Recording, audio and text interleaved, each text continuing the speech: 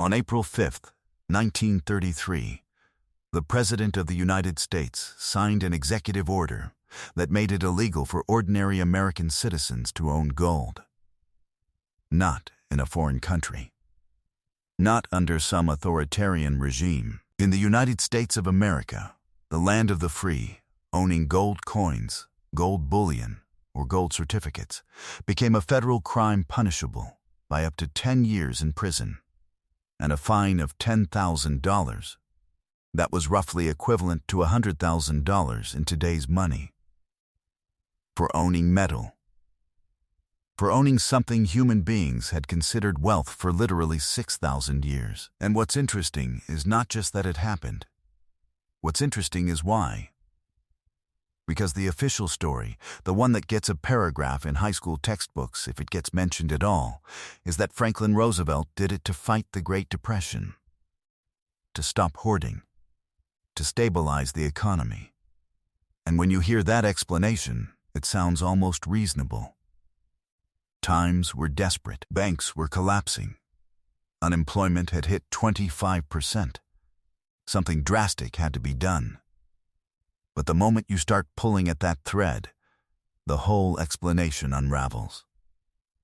Because if you actually look at what the government did with all that gold after they took it, and I mean specifically what they did, not the vague story about stabilizing the currency, what you find is one of the most deliberate and carefully concealed transfers of wealth in American history.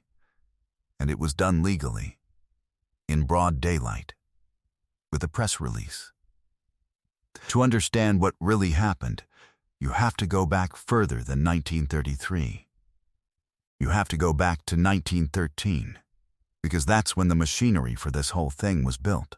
In December of 1913, Woodrow Wilson signed the Federal Reserve Act, creating the Federal Reserve System, America's central bank. Now, the Federal Reserve is a subject that fills entire books and conspiracy boards, and I'm not going to go down every tunnel tonight. But there is one specific feature of the Federal Reserve Act that matters enormously for this story. Under the law, the Federal Reserve was required to hold gold reserves equal to at least 40% of all the currency it issued. That was the rule. Every dollar printed had to be backed by a proportional amount of gold sitting in a vault. This wasn't optional. It was the fundamental constraint on how much money the government and the banking system could create. Think about what that means in practical terms. If the Federal Reserve wanted to expand the money supply, to print more dollars to lend out, to stimulate the economy, to fund a war, to do anything, it could only do so if it had enough gold reserves to back up those new dollars. Gold was the anchor.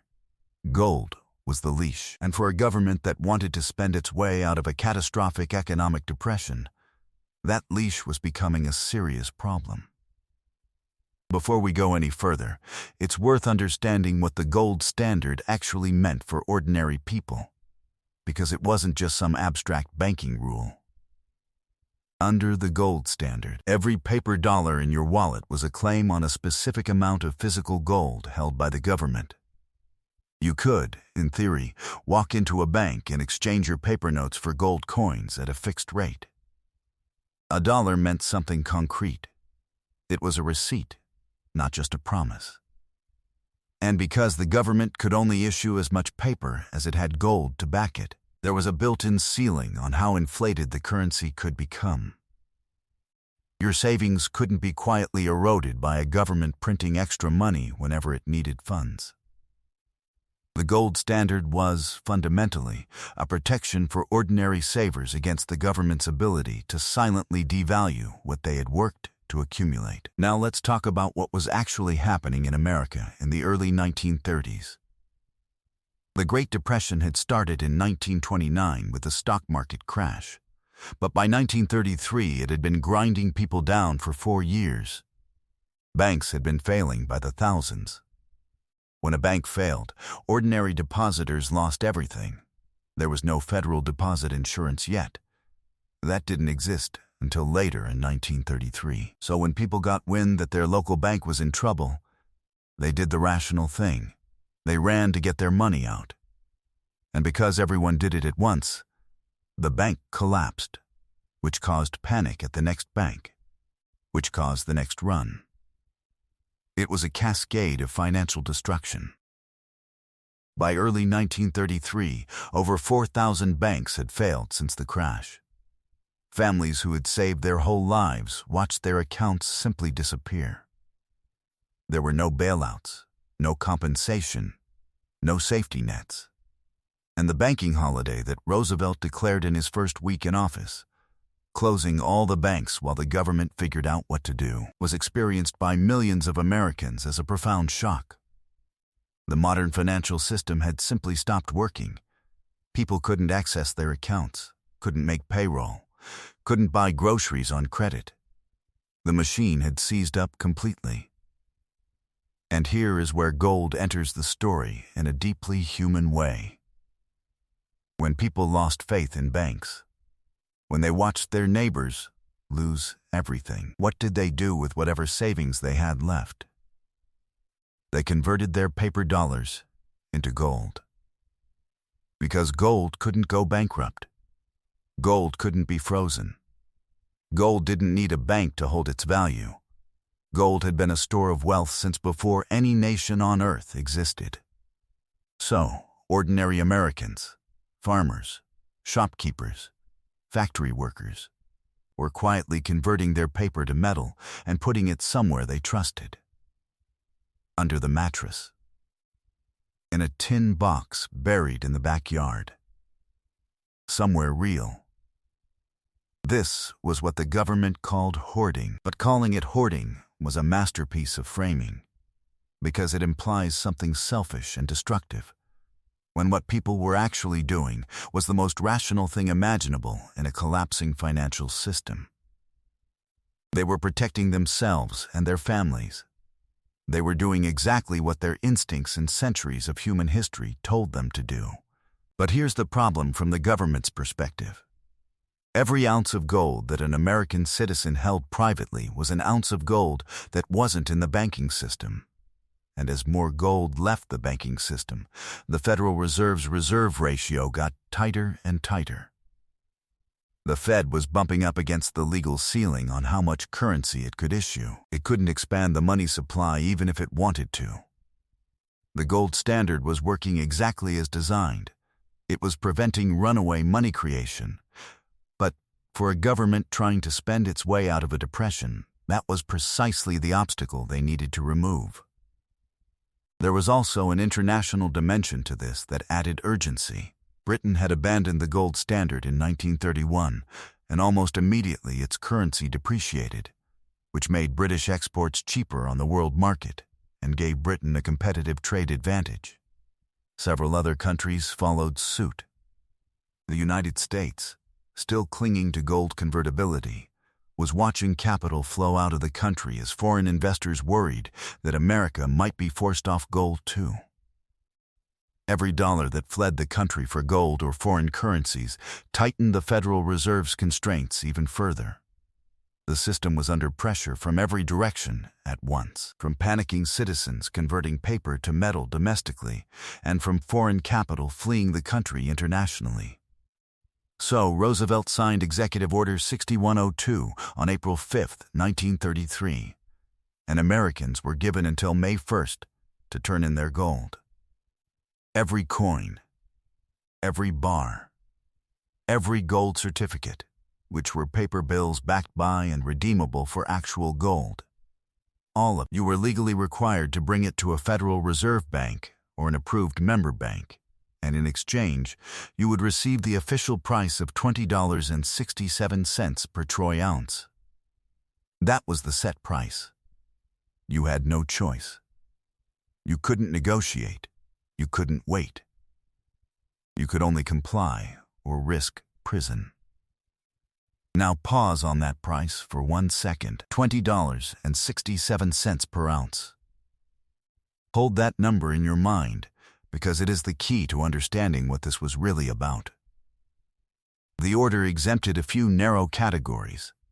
Dentists and jewelers could hold small amounts for professional use. You could keep up to $100 worth of gold coins, and rare coins with recognized numismatic value were also exempt. But for practical purposes, the order stripped ordinary Americans of their gold holdings and replaced them with paper at the government's stated price. And compliance was not voluntary in any meaningful sense. The government encouraged banks to report customers who had withdrawn large amounts of cash or converted paper to gold in the preceding months. Neighbors were encouraged, implicitly, to report on neighbors. The social machinery of wartime enforcement was applied to what was, at its core, a peacetime property seizure. And then, 9 months later, in January of 1934, Roosevelt signed the Gold Reserve Act. Under this law, the official price of gold was changed, not to $21, not to $25. The new official price of gold was $35 per troy ounce. In one stroke of a pen, gold went from $20.67 to $35. That's an increase of almost 70% in the stated value of gold. Think about what that meant in practice. The government had collected gold from its citizens at $20.67 an ounce. It now declared that gold to be worth $35 an ounce. The difference, roughly $14 on every single ounce, went directly to the United States Treasury. Overnight, without any productive work, without any creation of value. Just a change in the official number, and suddenly the government's gold stockpile was worth dramatically more in dollar terms. This wasn't an accident. This wasn't a side effect of monetary policy. This was the point. The government needed resources. It needed dollars to fund New Deal programs, to stimulate employment, to prop up the banking system. And it funded a large chunk of that by first collecting the people's gold at one price, then revaluing that same gold at a vastly higher price and pocketing the difference. The profit from the revaluation was transferred into a fund called the Exchange Stabilization Fund, which gave the Treasury enormous financial power to intervene in currency markets. Power that it has used, quietly, ever since. But even beyond the immediate financial mechanics, there was something deeper going on, something structural. The confiscation wasn't just about raising emergency funds. It was about permanently altering the relationship between American citizens and their money. As long as citizens could hold gold, as long as they had access to a form of money that existed outside the banking system, outside government control, outside the ability of any institution to inflate or devalue, there was a limit on what the state could do. Citizens had an exit option. They could opt out of paper money. They could say no. Taking that option away wasn't a temporary wartime measure, the way it was framed. It lasted for 41 years. Gold ownership by private American citizens remained illegal from 1933 until Gerald Ford signed legislation in 1974, allowing Americans to own gold again. Think about that timeline. People who were 30 years old when the ban was enacted were 71 by the time it was lifted. An entire generation of Americans lived their whole adult lives unable to legally own gold, which had been a fundamental form of human wealth since before recorded civilization. And throughout those 41 years, the United States government continued operating on what was called a modified gold standard in its dealings with foreign governments. Foreign central banks could still redeem dollars for gold at the fixed rate, but American citizens couldn't.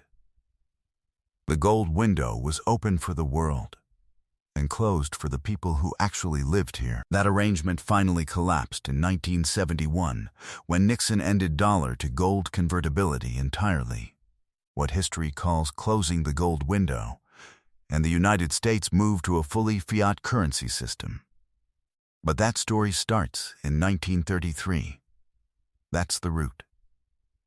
There is one more layer to this that almost nobody talks about, and it's the most philosophically significant part of the whole episode. When Roosevelt issued Executive Order 6102, the legal justification he used was the Trading with the Enemy Act of 1917. That was a wartime law passed during World War I to allow the government to restrict financial transactions with enemy nations. Roosevelt used that law to declare a national emergency and restrict the financial activities of American citizens, not enemies. Citizens, the government applied a wartime enemy trading statute to its own people to justify stripping them of their gold. And the courts largely went along with it. In a series of cases, the Supreme Court upheld the gold confiscation and the invalidation of gold clauses in private contracts. Clauses that had been written specifically to protect creditors from currency devaluation by guaranteeing repayment in gold. The court, in essence, ruled that the government's power to manage the monetary system overrode private contractual obligations between citizens. If you had lent money to someone, and that contract said they had to repay you in gold, the government canceled that protection. Your contract, your agreement, was voided because it was inconvenient for monetary policy. One justice, James McReynolds, delivered what became a famous dissent. He said, reading from the bench, that this decision brought shame to the nation, and he reportedly added off the record that the Constitution is gone. Whether he literally said those exact words in that exact way is disputed, but the sentiment was documented. Even members of the Supreme Court believed that what had happened was a fundamental breach of the constitutional order. The legal architecture of the Republic had been bent to accommodate what was, at its heart, a financial maneuver. So why don't we hear about this more? Why isn't this one of the foundational stories of American history, discussed alongside the New Deal and the Second World War? Part of it is that the official narrative of the 1930s is built around Roosevelt as a heroic figure who saved capitalism from itself. Complicating that narrative by pointing out that he also conducted one of the most sweeping seizures of private property in peacetime, American history creates a tension that most mainstream history prefers to paper over. Part of it is that the policy was largely successful in its immediate aims. The economy did slowly recover through the 30s, and the revaluation did give the government the fiscal capacity it needed. Success tends to launder the methods. Part of it is also that the people most affected, ordinary middle-class and working-class Americans who had quietly saved in gold, didn't organize around this grievance the way other groups organized around other New Deal controversies. They complied, largely because the punishment was severe and because the social pressure to support the president during a national emergency was overwhelming. Dissent felt unpatriotic. And so the confiscation became one of those events that happened, that everyone technically knows happened. But that sits in a kind of historical amnesia, acknowledged but not interrogated. There is also something worth noting about the long-term psychological effect on American culture. After 1933, an entire generation grew up being told that gold was something governments held, not something citizens owned. The cultural memory of gold as personal savings, as private insurance against inflation, as something that belonged to individuals rather than institutions, was actively suppressed for 4 decades. By the time gold ownership was legal again in 1974, most Americans had no living memory of what it had meant to hold it. The confiscation didn't just take the metal. It erased the habit of thinking about money in a way that included alternatives to the government's paper. What this story really is, at its core, is a case study in how financial systems concentrate power. The gold standard was a constraint. It was an imperfect, sometimes brutal constraint that caused its own share of economic damage. But it was a constraint. It put a limit on what governments and central banks could do with the money supply. And when that constraint became inconvenient, the solution wasn't to have a public debate about monetary policy and ask citizens what they wanted. The solution was to take the gold. quietly, legally, with a press release saying it was for everyone's benefit. And when the government took the gold, it didn't distribute the profits equally. It didn't give every American a proportional share of the 70% revaluation gain. It kept that gain and used it to fund its own programs and its own financial leverage. The people who had saved in gold, who had done the responsible thing, the prudent thing, got $20.67 per ounce. The government that took it booked $35 per ounce. That gap was a transfer, plain and simple, from the saving class to the state. This is the real reason they don't tell you about the 1933 gold ban. Not because it's a secret in some conspiratorial sense. The executive order is publicly available. The history is documented. The Supreme Court cases are in the law books. The reason they don't tell you is that the full story reveals something uncomfortable about the relationship between citizens and the monetary system they live inside. It reveals that the rules of money are not neutral technical arrangements. They are political choices. And when those choices conflict with the interests of ordinary savers, history shows very clearly which side tends to win. The next time someone tells you that gold is just a barbarous relic, that it's irrational to want money that exists outside a government-controlled system, that only paranoid people worry about currency debasement, remember April 5th, 1933. Remember that one morning, Americans woke up and the thing they had saved in for generations was illegal to own. Remember that the government collected that gold at one price and then repriced it at 70% higher and kept the difference. Remember that it took 41 years to get the right back. The history of money is the history of who controls it. And for one very revealing moment in 1933, the mask slipped just enough to show you exactly how that control works.